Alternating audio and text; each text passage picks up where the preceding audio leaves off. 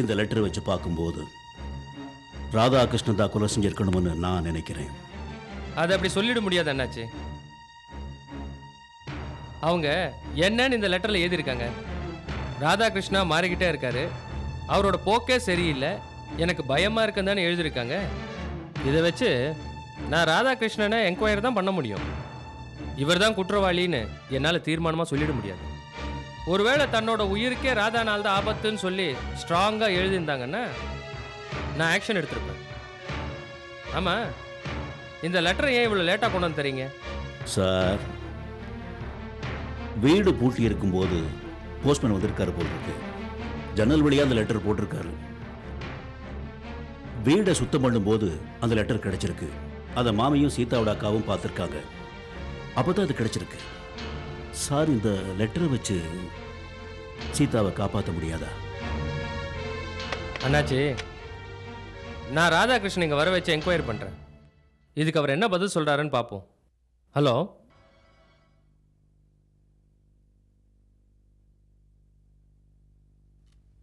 மாமி வாங்க உட்காருங்க. இருக்கட்டும், வாங்க மாமி. கோகிலா, ஒரு சந்தோஷமான சமாச்சாரம் சொல்லிட்டு போறதுக்கு தான் வந்தேன். என்ன விஷயம் மாமி?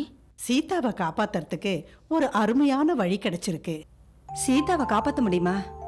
நிஜமாவா சொல்றீங்க? நிஜமா தான் சொல்றேன். ஸ்ருதி இறக்கிறதுக்கு முந்தி சீதாவுக்கு ஒரு லெட்டர் போட்டிருக்கா. நம்ம கெட்ட நேரம் அன்னைக்குன்னு பார்த்து ஆத்துல யாருமே இல்லை. போஸ்ட்மேன் லெட்டர் ஆத்துல போட்டுட்டு போயிருக்கான். அந்த லெட்டர் டேபிளுக்கு அடியில போயிடுத்து.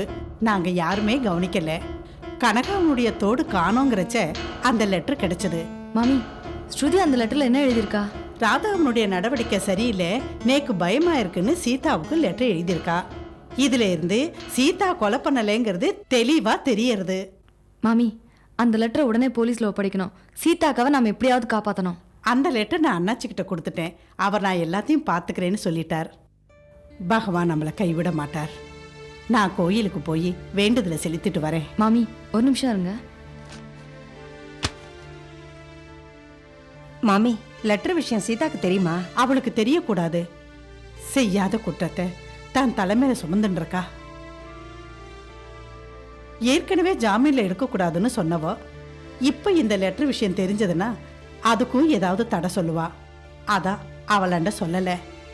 மாமி, இதுல 5000 ரூபாய் இருக்கு, இந்த பணத்தை வச்சுக்கோங்க. எதுக்குடி இவ்வளவு பணம்? அதெல்லாம் ஒன்றும் வேண்டாம். சீதா அக்காவுக்காக வேண்டுதல் இருக்குன்னு சொன்னீங்கல்ல, அதுல எங்களுக்கும் பங்கு இருக்கு, வச்சுக்கோங்க மாமி. வாங்கிக்கோங்க மாமி. வேண்டுதலை நல்லபடியா நிறைவேற்றுங்க. கடவுள் சீதாக்கு நல்ல வழியை காட்டட்டும்.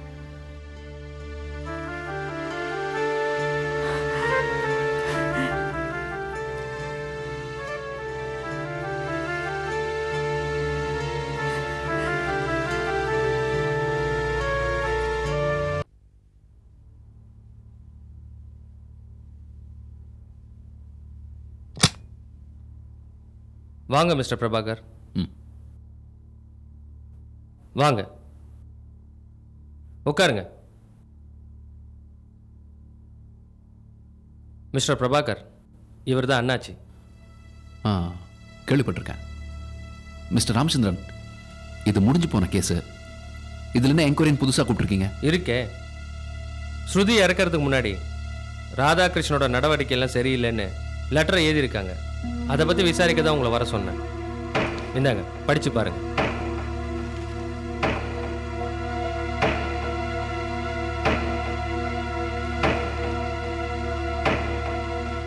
இதில் என்ன இருக்குது சார் என்கொயரி பண்ணுறதுக்கு? அதை ராதாகிருஷ்ணன் கிட்ட கொடுங்க. அதை படிச்சுட்டு அவர் என்ன சொல்கிறாருன்னு கேட்போம்.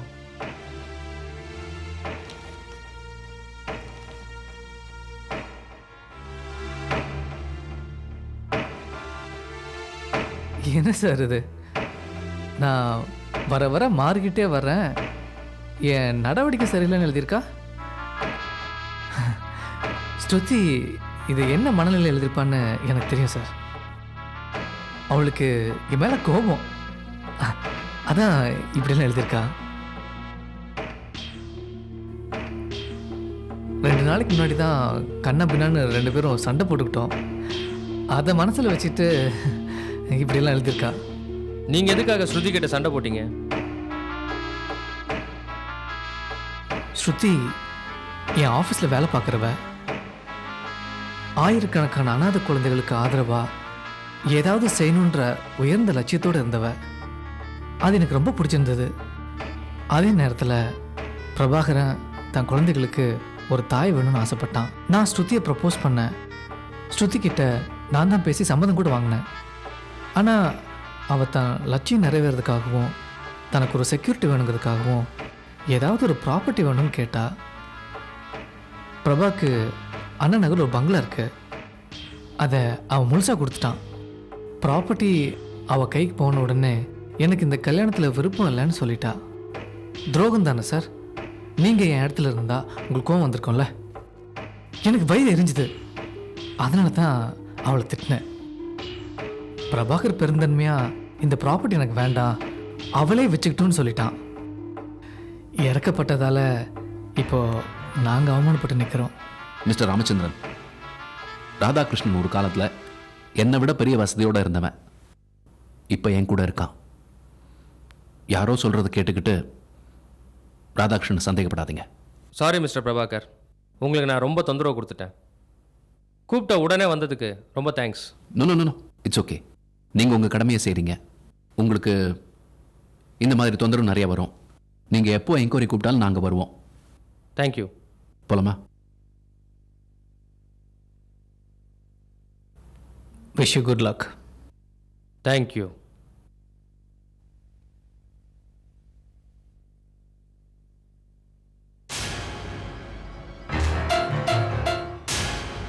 சாரி அண்ணாச்சி. ஏசி சார், என் உள் மனசுல சின்ன உறுத்தல். இந்த ராதாகிருஷ்ணன் நல்லவ இல்லை. அவன் ஒரு கெட்டவனவே இருக்கட்டும். ஆனால் மறுபடியும் சொல்கிறேன், அதை வச்சு அவனை அரெஸ்ட் பண்ண முடியாது. வேணா ஒன்று பண்ணலாம், இந்த லெட்டரை இந்த கேஸில் ஒரு சாட்சியமாக சேர்த்துக்கலாம்.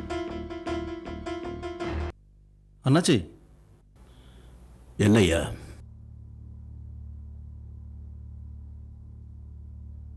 யார் இது? அண்ணாச்சி, இந்த பொண்ணு நம்ம பழைய பங்களா வாசலில் உட்காந்து அழுதுட்டு இருந்துச்சு. என்ன ஏதுன்னு கேட்டால் பேசுறதுக்கே பயப்படுது. அதான் உங்ககிட்ட கூப்பிட்டு வந்தேன் அண்ணாச்சி. யாரு தாய்? எந்த ஊரு? பயப்படாம சொல்லு தாயே. என்ன உன் கூட பிறந்தவன் நினைச்சு தைரியமா சொல்லு. ஐயா, நான் சேலம் பக்கத்துல ஒரு கிராமத்துலேருந்து வரேன். இந்த பட்டணத்துல தான் என் புருஷன் வேலை பார்க்குறாரு. மாசம் மாசம் தவறாம பணம் அனுப்பிக்கிட்டு இருந்தாரு. இந்த 2 மாசமா பணமும் அனுப்புறதில்ல, ஒரு கடுதாசியும் போடுறதில்ல. எங்க ஊர் ஆள் ஒருத்தர் உன் புருஷனுக்கு மெட்ராஸ்ல ஒரு பொண்ணு கூட தொடர்பு இருக்கிறதா சொன்னாரு. அதை கேட்டேன்னா அலறி அடிச்சு ஓடி வந்தேங்க ஐயா. பெலாசம் எழுதி வச்சிருந்த காகிதத்தை கூட தொலைச்சிட்டேன். என்ன பொண்ணம்மா நீ? இவ்வளவு பெரிய பட்டணத்துல விலாசம் இல்லாம ஒருத்தரை கண்டுபிடிக்கிறது கஷ்டமாச்சே. பட்டணத்துல இருக்கிறவங்கள பார்த்தாலே பயமா இருக்குங்க. நேத்து ராத்திரி எங்க போறதுன்னு தெரியாம ஒரு திண்ணையில போய் படுத்து தூங்கிட்டு இருந்தேன். அந்த வீட்டு ஆளு நடு ராத்திரில என் கையை பிடிச்சு இழுத்து தப்பா நடக்க முயற்சி பண்ணாருங்க. டேய், யார் அவன்? நம்ம குணா அவனை கூட்டு வர போயிருக்கான் அண்ணாச்சி. அண்ணாச்சி, இவர் தான் வக்கீல். ஐயா, அந்த புண்ணியவாளன் நீதானா? தாலி கட்டின பொண்டாட்டியை தவிர மற்ற பெண்களை எல்லாம் தாயா மதிக்கணும்னு நினைக்கிறவன்னா களவாளிகளை கூட விட்டுருவேன். உன்ன மாதிரி ஆட்களை விடவே மாட்டேன். அண்ணாச்சி, என்ன தப்பா நினைக்காதீங்க. நடந்தது என்ன நானே சொல்லிடுறேன். ராத்திரி வீட்டுக்கு லேட்டா வந்தேன். அப்ப இந்த பொண்ணு படுத்து தூங்கிட்டு இருந்துச்சு. நம்ம வீட்டு தண்ணியில் யாரா தூங்குறதுன்னு 2-3 தடவை கூப்பிட்டு பார்த்தேன். அதுக்கிட்ட ரெஸ்பான்ஸே இல்லை. அதை கூப்பிடலாமன்னு கையை தோட்டேன். அவ்வளோதான் என்னாச்சு.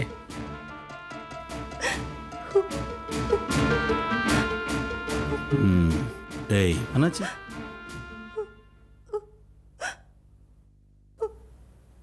உனக்கு சொந்த ஊர் சேலமா தாயே? ஆமாங்க ஐயா. சென்னப்பட்டணம் மட்டும் இல்லை, எங்கே வெளியூர் போகிறதா இருந்தாலும் துணை இல்லாமல் போகிற பழக்கத்தை விட்டுரு. சரிங்க ஐயா. உன் புருஷனை பற்றி ஊரில் பேசுறதையெல்லாம் நம்பாதம்மா. அவன் வந்து சேருவான். போ, இந்த செலவுக்கு வச்சுக்கோ. ரொம்ப நன்றிங்க ஐயா. இனிமே இந்த மாதிரி தனியெல்லாம் வரமாட்டேங்க. சரி. டேய், ஐயா பத்திரமா அனுப்பி வை. சரிங்க ஐயா. கூட்டிகிட்டு போங்க. வரேங்க சரி. ஐயா.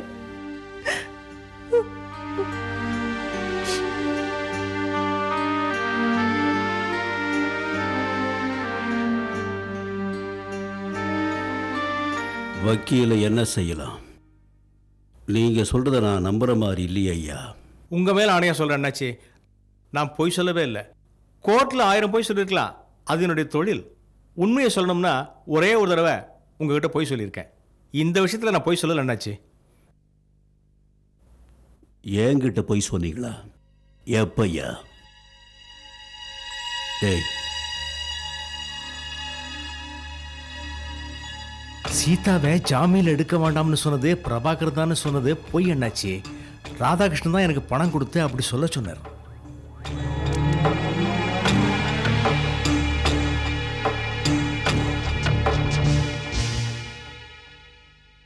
வணக்கம் ஐயா. வாங்க அண்ணாச்சி. என்ன ஆச்சரியமா இருக்கு? எப்படி இருக்கீங்க? நல்லா இருக்கேன். நீங்கள் எப்படி இருக்கிறீங்க? நல்லா இருக்கேன். உட்காருங்க. நீங்கள் உட்காருங்க. சொல்லுங்க. உங்கள் மக பிரபாகரை பார்க்க வந்தேன். அப்படியா?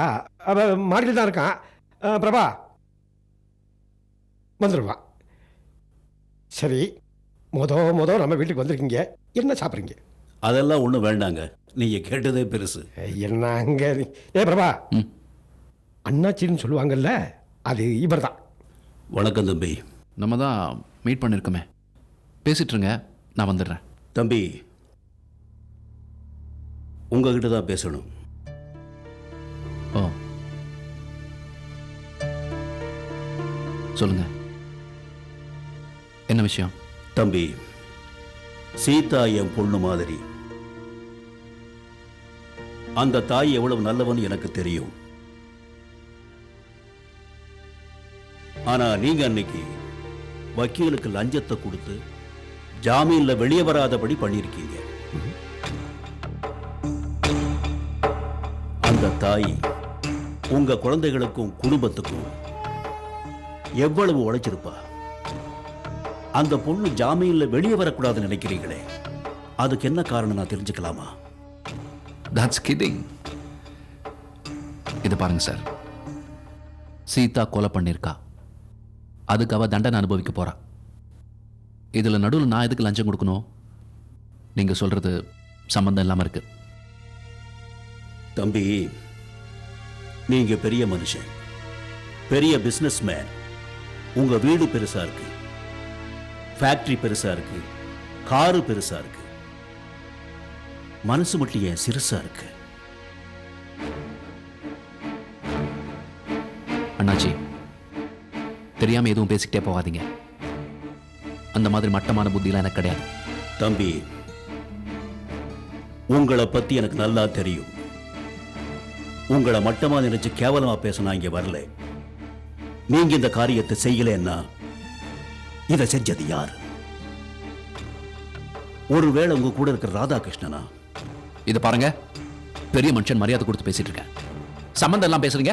வெளியில என்னன்னு சொன்னா அதெல்லாம் இங்க வந்து கேட்காதீங்க. தம்பி, கோபப்படாதீங்க. என்ன என்ன என்ன கோவப்படாதீங்க. தேவையெல்லாம் பேசிக்கிட்டு. இதை பாருங்க, நீங்க எவ்வளவு வேணா பெரிய ஆளா இருக்கலாம். அதுக்காக நீங்க பேசுறதெல்லாம் கேட்டு நான் சும்மா இருக்க முடியாது. பா சொல்லுங்க. இல்லை பிரபா, சார் வந்து என் பையன் கொஞ்சம் முன்கோபி, அதான் படப்படான்னு பேசிக்கிட்டு இருக்கான். நீங்கள் அதை போய் தப்பாக நினச்சிக்க வேண்டாம். ஐயா, எனக்கு தெரியும் ஐயா.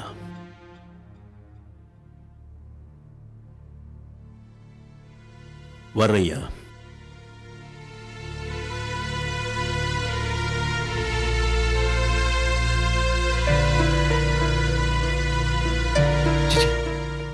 இந்த பையன் முதல்ல அவன் கோபத்தை நிறுத்தணும். என்ன ஆக போதும் தெரியலையே.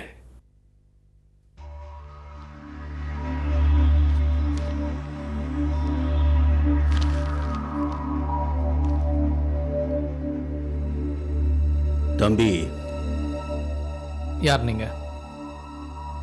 எல்லாரும் என்ன அண்ணாச்சின்னு சொல்லுவாங்க. கமிஷனர் ஆபீஸ் கூட நீங்க என்ன பார்த்தீங்களே, மறந்துட்டீங்களா? என்ன விஷயம் சொல்லுங்க. உங்க மேல எனக்கு ஒரு சந்தேகம் தம்பி. என்ன சந்தேகம்? ஒண்ணு இல்லை தம்பி, நான் கேள்விப்பட்ட விஷயத்தை கிளியர் பண்ணிட்டு போலான்னு வந்தேன். கமிஷனர் ஆபீஸர் ரொம்ப அழகா பேசுனீங்க. சரியாத விடுங்க. நம்ம சீதா வெளியே வரக்கூடாது, ஜாமீன்ல விடக்கூடாதுன்னு நீங்க நினைச்சிருக்கீங்க. வக்கீல் கூட ஏதோ லஞ்சம் கொடுத்து வெளியே வராத அளவுக்கு ஏதோ ஏற்பாடு செஞ்சதா கேள்விப்பட்டேன். உண்மையா? ஹலோ, கண்டவங்க விஷயங்களை தலையிடுறது எனக்கு பிடிக்காது. அதே மாதிரி கண்டவங்கெல்லாம் ஏன் விஷயத்தை தலையிடுறது எனக்கு பிடிக்காது. என்னமோ அல்ப லெட்டர் தூக்கிட்டே சீட்டு போனீங்க. அவர் என்ன பண்ணாரு? கேஷுவலாக என்கொயரி பண்ணி விட்டாரு.